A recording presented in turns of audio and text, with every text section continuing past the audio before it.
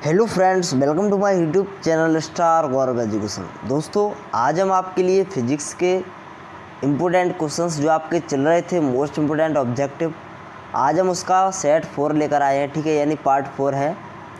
आप इसी प्रकार डेली वीडियो देखते रहें, जिससे आपके जितने भी ऑब्जेक्टिव हैं लगभग कंप्लीट हो जाएंगे। ठीक है, यानी इसमें आपके मोस्ट इम्पोर्टेंट ऑब्जेक्टिव चल रहे हैं ओनली। अगर आप और ऑब्जेक्टिव याद करना चाहते हो, फिजिक्स के डिटेल से याद करना चाहते हो, तो आप या तो बुक पढ़ें। ठीक है, बुक से जितनी भी ऑब्जेक्टिव है उनको कंप्लीट करें, या तो आप लिंक डिस्क्रिप्शन में दिए उस पर क्लिक करके आप जाइए। प्लेलिस्ट बनी हुई है वीडियो की, उसमें क्या है, चैप्टर बाय चैप्टर हमने आपको इम्पोर्टेंट क्वेश्चंस कवर करवाए हैं ऑब्जेक्टिव। ठीक है, तो अगर आप chapter by chapter important objective cover कर लेते हो तो और अच्छा रहेगा। ठीक है, उसमें कम रिस्क रहेगी, इसमें थोड़ी ज़्यादा रिस्क है, क्योंकि इसमें कम क्वेश्चंस हैं तो ज़्यादा रिस्क तो बनती है। ठीक है, लेकिन रिस्क तो लेना ज़रूरी है, क्योंकि अब ज़्यादा टाइम नहीं रह गया। इसीलिए हम सोच रहे हैं कि एक तरीके का आपकी ये प्रैक्टिस है। ठीक है, आपने जो कुछ भी पढ़ा है उसकी प्रैक्टिस है एक तरीके की। ठीक है, और जितने भी स्टूडेंट हैं वो सभी अगर इन क्वेश्चंस को अच्छे से कंप्लीट कर लेते हैं जो हम बता रहे हैं, तो आप ऑब्जेक्टिव में बहुत अच्छा स्कोर कर सकते हो। ठीक है, तो वीडियो को बस आप डेली देखें, फॉलो करें, आपकी बिल्कुल अच्छे तरीके से प्रैक्टिस करवा दी जाएगी। आप नो टेंशन रहें, बस आप डेली वीडियो को देखें।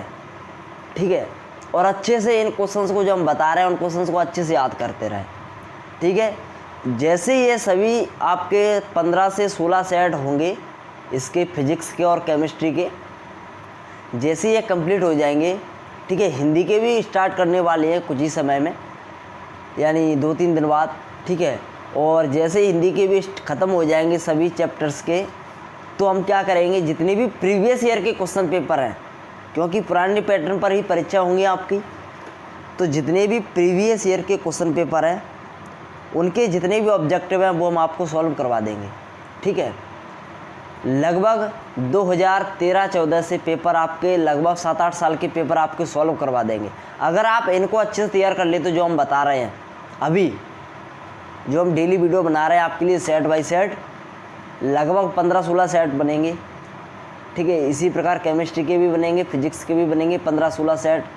ठीक है, तो आप 15-16 सेट को अगर आप अच्छे से तैयार कर लेते हो तो आपके जो प्रीवियस ईयर के क्वेश्चन पेपर है 8-9 साल के, वो आपके कवर हो जाएंगे अच्छे से ऑब्जेक्टिव में। ठीक है, और क्वेश्चंस तो आप अच्छे से तैयार करते रहो, हमने आपको वैसे तो दे दिए हैं।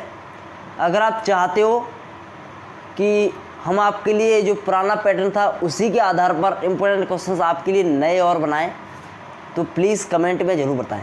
ठीक है, कमेंट में ज़रूर बताएं कि हम आपके लिए इम्पोर्टेंट क्वेश्चंस बनाएं या फिर नहीं बनाएं। आपको केवल इम्पोर्टेंट क्वेश्चंस फिजिक्स, केमिस्ट्री और बायो के मिलेंगे।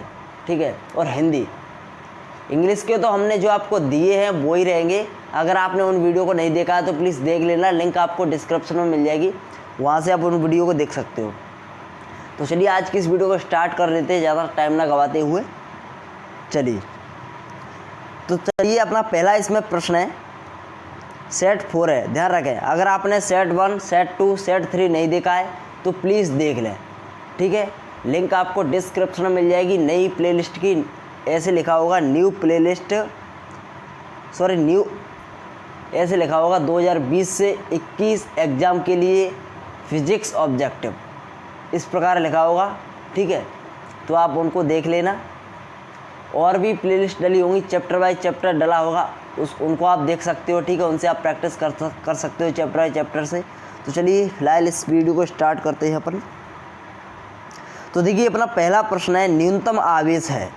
तो न्यूनतम आवेश किसे कहते हैं? तो न्यूनतम आवेश अपन इलेक्ट्रॉनिक आवेश को कहते हैं। बहुत से स्टूडेंट इसको एक कूलाम आवेश करके चले आते हैं। एक कूलाम इसका करेक्ट आंसर नहीं है, इसका करेक्ट आंसर है इलेक्ट्रॉनिक आवेश। मोस्ट इंपोर्टेंट ऑब्जेक्टिव है, पेपर में आपको इसी प्रकार छपा हुआ मिलेगा। अगर आएगा यह प्रश्न पेपर में तो आपको इसी प्रकार छपा हुआ मिलेगा। जो पहले आपका एक कूलाम लिखा है नंबर 1 पर, तो नंबर 1 पर आपका एक कूलाम ही लिख कर आएगा।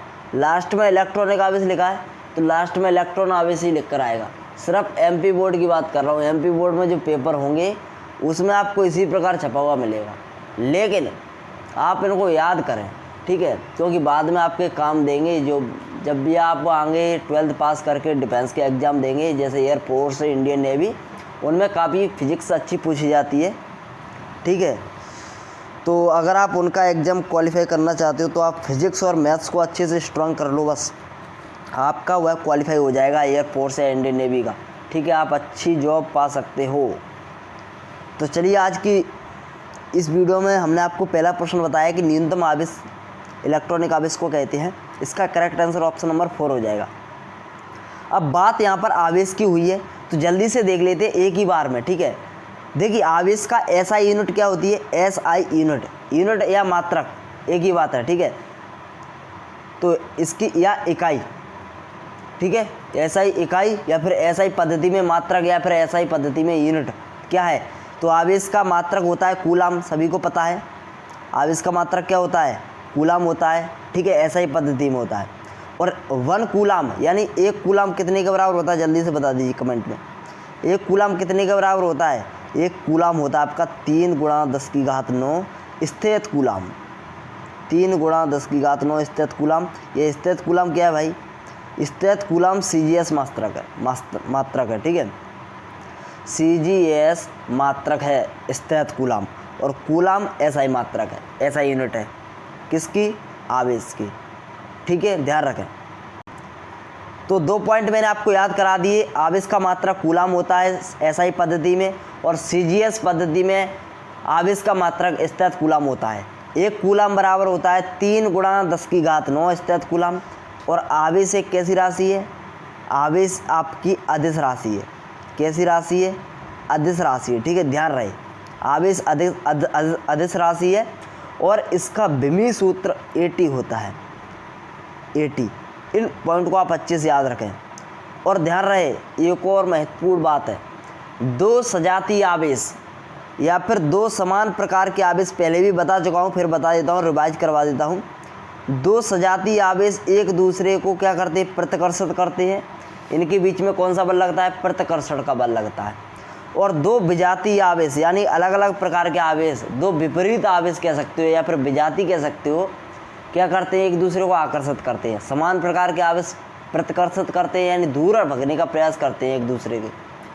और जो विजातीय आवेश होते हैं, अलग अलग प्रकार के आवेश होते हैं, जैसे माइनस का आवेश ले लो Q, इधर ले लो प्लस का आवेश Q, या फिर इधर ले लो प्लस का, इधर ले लो माइनस का। तो यह क्या करेंगे? पास आने का प्रयास करेंगे, यानी इनके बीच में आकर्षण बल कार्य करता है। ये दोनों एक दूसरे के आकर्षित होते हैं एक दूसरे की ओर, ठीक है। चलिए, अगला प्रश्न है अपना, ई तीव्रता वाले विद्युत क्षेत्र में आवेश Q रखने पर उस पर लगने वाला बल होगा। तो देखिए, आपने पढ़ा होगा कहीं ना कहीं कि पहले तो आपको विद्युत क्षेत्र की तीव्रता पता होना चाहिए। क्या होता है? E = F/Q0 होता है कि नहीं? बताइए। पहले भी बता चुका हूँ, अगर आपने पार्ट 2, पार्ट 1 देखा है, पार्ट 3 देखा है तो आपको पता होगा। तो E होता है, E क्या है? विद्युत क्षेत्र की तीव्रता है, F क्या है? बल है, और Q क्या है? आवेश है, टेस्टिंग चार्ज है, यहाँ पर परीक्षण आवेश जिसको कहते हैं, ठीक है, Q0। तो देखिए, इधर अपन Q0 को इधर ट्रांसफ़र कर देंगे, यहाँ से अपन F का मान निकाल लेंगे। तो F का मान कितना आ जाएगा? Q0E, या फिर QE लिख सकते हो। इसको कितना लिख सकते हो? QE। तो बल इक्वल टू कितना आ गया? Q आ गया, QE। तो इसका करेक्ट आंसर क्या हो जाएगा? QE हो जाएगा। बल का मात्रक क्या होता है? न्यूटन। क्या होता है? न्यूटन होता है, अच्छे से याद कर लेना, ठीक है। विद्युत क्षेत्र की तीव्रता की बात हो रही है, तो विद्युत क्षेत्र की तीव्रता के बारे में जान लो। विद्युत क्षेत्र की तीव्रता E बराबर क्या होता है? जल्दी से बता दीजिएगा। E बराबर होता है F/Q0। F का मात्रक क्या होता है? बल का, न्यूटन। इसका मात्रक क्या हो जाए? विद्युत क्षेत्र की तीव्रता। देखिए, आवेश का मात्रक कूलाम होता है, क्यों क्या आवेश ही तो है, तो N/कूलाम हो जाएगा विद्युत क्षेत्र की तीव्रता का मात्रक। ध्यान से सुन ले, विद्युत क्षेत्र की तीव्रता कैसी राशि है? सदिश राशि है। कैसी राशि है? सदिश राशि है। और विद्युत क्षेत्र की तीव्रता का विमीय सूत्र मोस्ट इम्पोर्टेंट है, काफ़ी बार एग्जाम में पूछा गया है, तो इसको आप याद कर लें। MLT/3 A/1, ठीक है, इसको आप अच्छे से याद कर लें। MLT/3 A/1। चलिए, अगला देख लेते हैं। एक आदर्श द्विध्रुव का आकार ... होता है। तो एक आदर्श द्विध्रुव का आकार 0 होता है। इसका करेक्ट आंसर हो जाएगा 0। आज हम, ठीक है। कल हमने आपसे कम्युनिटी टैब में भी पूछा था कि एक आदर्श द्विध्रुव का आकार कितना होता है, शून्य होता है, ठीक है। काफ़ी स्टूडेंट गलत जवाब दे रहे थे, अनंत कह रहे थे, तो उसका अनंत गलत जवाब होगा, ठीक है। इसका करेक्ट आंसर होगा शून्य। एक आदर्श द्विध्रुव का आकार शून्य होता है, ठीक है। चलिए अगला देख लेते हैं। अगला है अपना दो बिंदु आवेश माइनस क्यू तथा प्लस क्यू एल दूरी पर स्थित है, द्विध्रुव आघूर्ण होगा।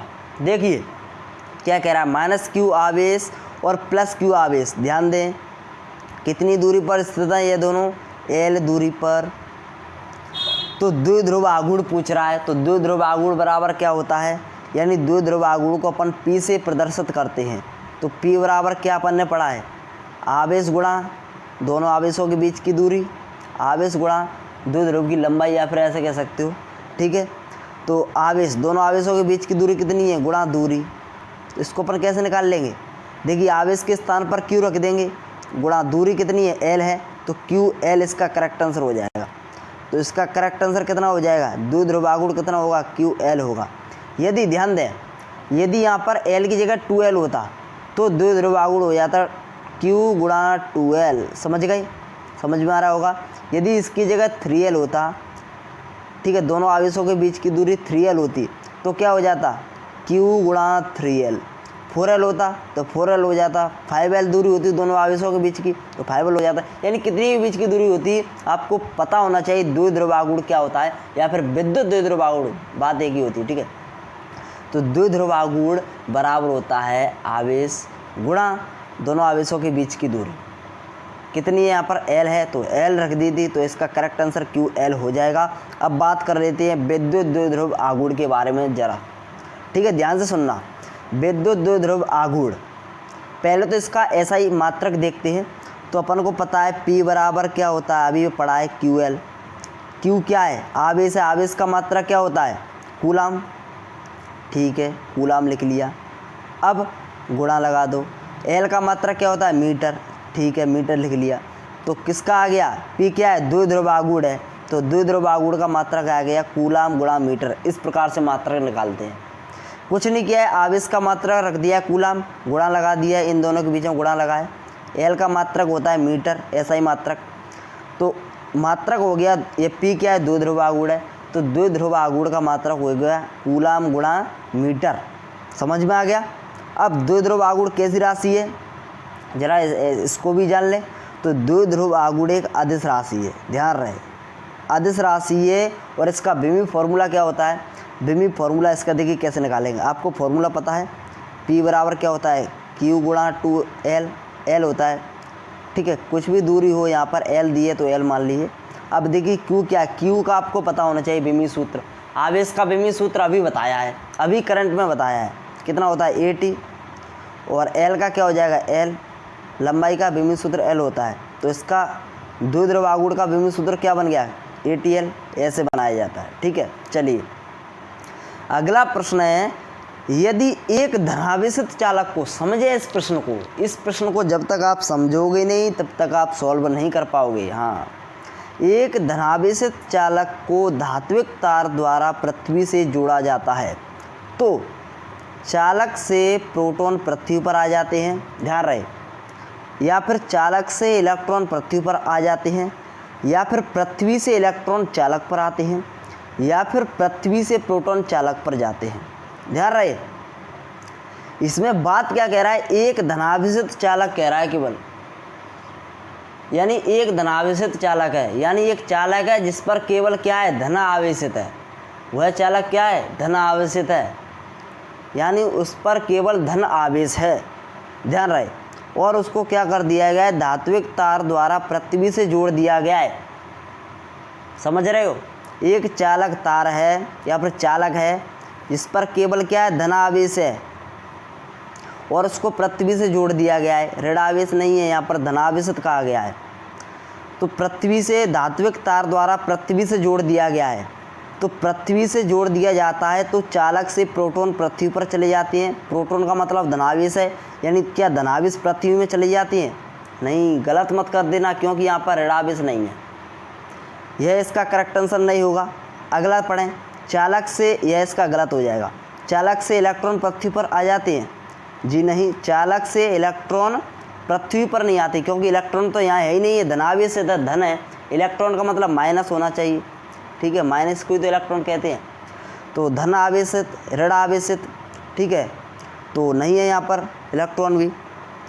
तीसरा ऑप्शन अपन से कह रहा है कि पृथ्वी से इलेक्ट्रॉन चालक पर आते हैं, पृथ्वी से इलेक्ट्रॉन यानी इस चालक पर आते हैं, अभी पता पड़ जाएगा, पहले अपन लास्ट वाला ऑप्शन को पढ़ें। पृथ्वी से प्रोटॉन चालक पर जाते हैं, तो पृथ्वी से प्रोटॉन चालक पर जाते नहीं, ये तो गलत होगा, इसका करेक्ट आंसर हो जाएगा ऑप्शन नंबर 3। ऑप्शन नंबर 3 इसका सही आंसर है, पृथ्वी से इलेक्ट्रॉन चालक पर आते हैं। यदि एक धनावेशित चालक को धात्विक तार द्वारा पृथ्वी से जोड़ा जाता है तो पृथ्वी से इलेक्ट्रॉन चालक पर आ जाते हैं। समझ में आ गया? चलिए अगला प्रश्न अपना कि संधारित्र की प्लेटों के बीच वायु के स्थान पर कुचालक माध्यम भरने पर उसकी धारिता अपवर्तित रहती है, बढ़ती है, घटती है, कुछ नहीं कहा जा सकता। तो इसका करेक्ट आंसर हो जाएगा बढ़ती है। यदि अपन संधारित्रों की प्लेटों के बीच वायु के स्थान पर कोई कुचालक माध्यम भर दें, कोई माध्यम भर दें, तो उसकी धारिता इंक्रीज हो जाती है, बढ़ जाती है। समझ में आ गया? ध्यान रखना है। अगला प्रश्न अपना 7वां कि समांतर प्लेट संधारित्र की प्लेटों के बीच की दूरी बढ़ाने से उसकी धारिता क्या होती है? अपवर्तित रहती है, बढ़ती है, घटती है। यदि इस दोनों प्लेटों के बीच में कुचालक माध्यम भर दें तो क्या हो जाता है? धारिता बढ़ जाती है। यदि दूरी को अपन क्या कर रहे हैं, यहाँ पर दूरी को बढ़ा रहे हैं, समांतर प्लेटों के बीच की दूरी बढ़ा रहे हैं, तो उसकी धारिता क्या होगी बताइए? ध्यान रहे, फॉर्मूला आना चाहिए आपको। समांतर प्लेट संधारित्र की धारिता का फॉर्मूला क्या होता है? C=ε0A/d। अगर माध्यम है तो अपन यहाँ पर K ले सकते हैं, माध्यम नहीं है तो कोई ज़रूरत नहीं है। अब देखिए, ध्यान रहे, D यहाँ पर क्या है? दोनों प्लेटों के बीच की दूरी है, मतलब ये कोई दो प्लेट हैं, ठीक है, मान लें कि समांतर प्लेट संधारित्र की दो प्लेटें हैं, इनके बीच की दूरी D है।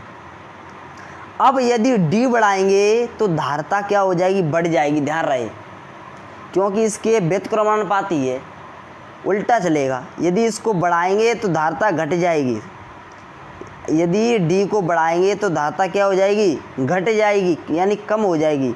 यदि इसको घटाएंगे तो धारिता बढ़ेगी, और D को यानी दोनों के बीच की दूरी को क्या करेंगे? कम करेंगे तो धारिता क्या हो जाएगी? कम करेंगे तो बढ़ जाएगी धारिता। यदि दूरी को बढ़ा देंगे तो धारिता क्या हो जाएगी? कम हो जाएगी। ध्यान रखना है, अपोजिट है। अपोजिट क्यों है? क्योंकि ये इसके व्युत्क्रमानुपाती है, अपोजिट तो है ही, ठीक है, उल्टा है इसका। यानी C=A/0, फिर से फॉर्मूला लिख देता हूँ, D समांतर प्लेट संधारित्र की धारिता के लिए फॉर्मूला है। तो अगर अपन D बढ़ाएंगे तो क्या हो जाएगा? धारिता घट जाएगी। D घटाएंगे, यानी D क्या है? बीच की दूरी है, दोनों प्लेटों के बीच की दूरी है, यदि अपन घटा देंगे तो धारिता बढ़ जाएगी। यहाँ पर क्या कह रहा है? यहाँ पर कह रहा है कि संधारित्रों के प्लेट की, यहाँ पर कह रहा है समांतर प्लेट संधारित्र की प्लेटों के बीच की दूरी बढ़ा दी जाए, यानी बीच की दूरी बढ़ा रहे हैं तो धारिता क्या होगी? अपोजिट होगी, उसका उल्टा होगी, घट जाएगी धारिता। समझ में आ गया? अपोजिट क्यों हो रही? क्योंकि व्युत्क्रमानुपाती है, उसके प्रतिलोम है, उसका उल्टा है, देख सकते हो।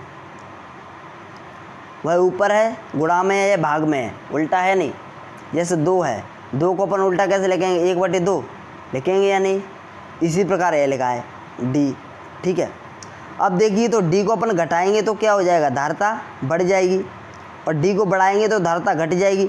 तो इस प्रश्न में क्या कहा गया है कि D क्या किया? कहा गया D ये रहा कि बीच की दूरी बढ़ाने से उसकी धारिता क्या होगी? तो बढ़ा रहे हैं बीच की दूरी, अपोजिट चलेंगे, C=A/0/d। तो बढ़ा रहे हैं तो धारिता क्या हो जाएगी? घट जाएगी। तो इसकी करेक्ट आंसर हो जाएगा घटती है। समझ में आ गया? अगर यहाँ पर कह दिया जाता कि उसकी बीच की दूरी घटाने से उसकी धारिता क्या होगी?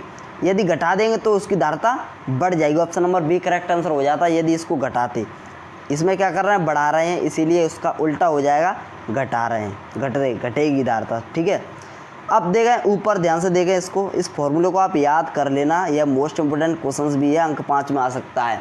कैसे आएगा? सिद्ध करने के लिए, ठीक है, इसीलिए आप इसको याद कर लें। ये क्या है? ये क्षेत्रफल है। यदि अपन क्षेत्रफल बढ़ाएंगे तो धारिता बढ़ जाएगी। ऊपर क्या है? ऊपर यह समानुपाती है एक दूसरे के, ठीक है। तो यह क्या होगा? एक दूसरे के सेम रहेगा। मतलब यदि अपन बढ़ाएंगे तो बढ़ जाएगी धारता, क्षेत्रफल बढ़ाएंगे तो धारता भी बढ़ जाएगी, क्षेत्रफल घटाएंगे तो धारता भी घट जाएगी। लेकिन डी के साथ ऐसा नहीं होता है, डी के साथ अपोजिट रहती है धारता, क्योंकि ये व्युत्क्रमणुपाती है डी, ठीक है, उल्टा है, इसीलिए अपोजिट रहेगी। इसको घटाएंगे तो ये बढ़ेगी, इसको बढ़ाएंगे तो धारता घटेगी सी।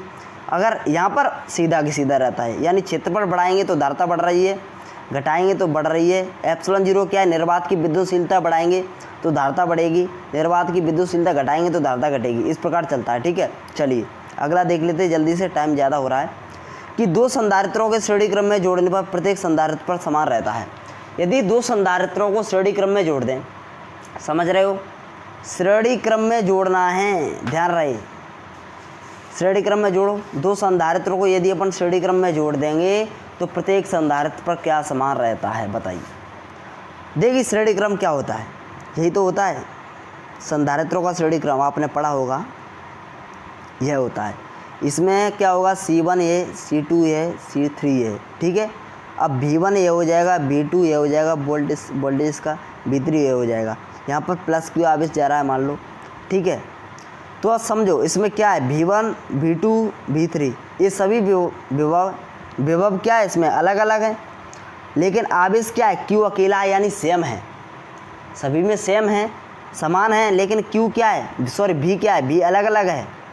तो क्या रहेगा इसका करेक्ट आंसर, यानी दो संधारित्रों को श्रेणी क्रम में जब हम जोड़ते हैं तो इस पर आवेश समान रहता है, यानी इसमें समान होगा, पूछ रहा है तो आवेश समान रहता है, अभी अपन ने देखा। लेकिन विभव अलग अलग रहता है, समझ में आ गया, विभव अलग अलग रहता है। अभी ये दिख रहा था आपको V1, V2, V3 इस प्रकार से, तो विभव अलग रहता है। अब यदि दो संधारित्रों को समांतर क्रम में जोड़ते हैं, अभी श्रेणी क्रम में जोड़ा तो विभव अपना क्या रह रहा था, अलग अलग रह रहा था और आवेश समान रह रहा था।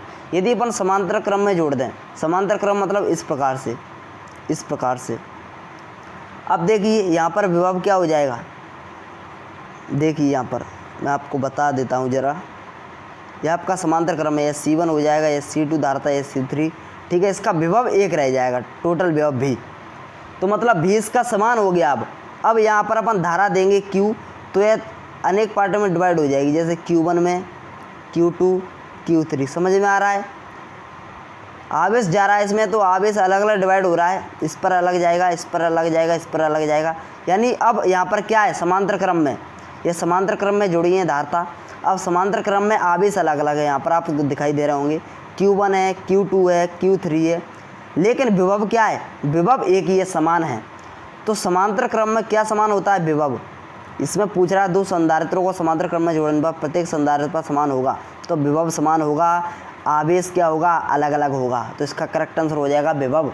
समझ में आ गया समांतर क्रम वाला। चलिए, द्विध्रुव के कारण किसी बिंदु पर भी, यानी विभव बिंदु की दूरी r पर निर्भर करता है। ध्यान रहे, इसमें काफ़ी कंफ्यूज हो सकते हैं कभी विद्यार्थी, क्यों हो सकते हैं, क्योंकि यहाँ पर पूछ रहा है द्विध्रुव के कारण, और द्विध्रुव के कारण अपन ने पढ़ा है, द्विध्रुव के कारण मतलब अच्छी स्थिति में, ठीक है, क्योंकि निरक्षीय स्थिति में विभव कितना होता है, जीरो होता है, सभी को पता होना चाहिए। निरक्षीय स्थिति में विभव क्या होता है, जीरो होता है, आपने पढ़ा होगा, V = 0 होता है।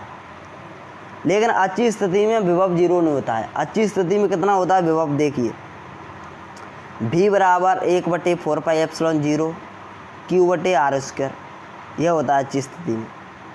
तो यहाँ पर क्या हो रहा है, R में संबंध पूछ रहा है अपन को, किस में संबंध पूछ रहा है, V = 1/4πε0 Q/r², केवल R में संबंध पूछ रहा है, तो अपन R को देखेंगे बस, अपन को कुछ काम नहीं है।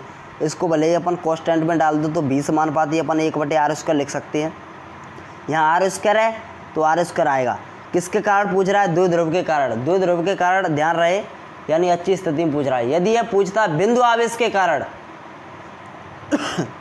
सॉरी, यदि यह बिंदु आवेश के कारण पूछता, तो बिंदु आवेश के कारण आपने विभव पढ़ा होगा, V = होता है 1/4πε0 Q/r। समझ में आ रहा है। तो यदि बिंदु आवेश के लिए पूछता, बिंदु आवेश या फिर एकल आवेश या फिर एक आवेश या फिर इकाई आवेश, बिंदु आवेश का मतलब क्या है, एक आवेश, अगर यह बिंदु आवेश के लिए पूछता, समझ रहे हो, तो यहाँ पर R आता है, यह फॉर्मूला होता है बिंदु आवेश के लिए विभव का। और द्विध्रुव के कारण विभव का फॉर्मूला यहाँ पर आर स्क्वायर आ जाता, बस इतना अंतर है। तो आर में संबंध पूछ रहा है यहाँ पर। यदि बिंदु आवेश के लिए पूछता तो इसका करेक्ट आंसर यह होता, क्योंकि यहाँ पर केवल आर आता है। तब यहाँ पर देखो, यहाँ पर केवल आर आता है, यहाँ पर आर स्क्वायर नहीं आता है। लेकिन द्विध्रुव के कारण पूछता है तब यहाँ पर आर स्क्वायर आ जाता है। तो इसका करेक्ट आंसर हो जाएगा ऑप्शन नंबर डी। समझ में आ गया? चलिए सॉरी, अगला प्रश्न आपके लिए है कि संधारित्रों को श्रेणी क्रम में कब जोड़ा जाता है। यह प्रश्न थोड़ा अगर आपने पढ़ा होगा तो ही आप इसको सॉल्व कर पाओगे। ठीक है, यह हमने इसीलिए पूछा है कि आप कितना पढ़ रहे हो हम भी तो जाने, ठीक है, कितनी मेहनत कर रहे हो। तो हमने यह बताया नहीं है अभी तक, लेकिन अगली वीडियो में बता देंगे। अगर आप जैसा भी आपको आए, गलत आए सही आए, कमेंट में ज़रूर बताएं। ठीक है, अगला है संधारित्रों को समांतर क्रम में कब जोड़ा जाता है और श्रेणी क्रम में कब जोड़ा जाता है। और 1 फैराड बराबर 1 कूलम बटे ... कितना होता है, ये हम आपको इससे पहले वाली वीडियो में बता चुके हैं। अगर आपने देखी हुई वीडियो तो आपको पता होगा। तो 3 क्वेश्चन से आपको जवाब देने हैं कमेंट में। ठीक है, इन तीनों क्वेश्चंस के अगर आपको जैसे भी आ रहे हैं, गलत आ रहे हैं, सही आ रहे हैं, कमेंट में जवाब जरूर दें। ठीक है, उसके बाद हम आपको अगली वीडियो में बता देंगे। तो धन्यवाद दोस्तों, टेक केयर, बाय बाय।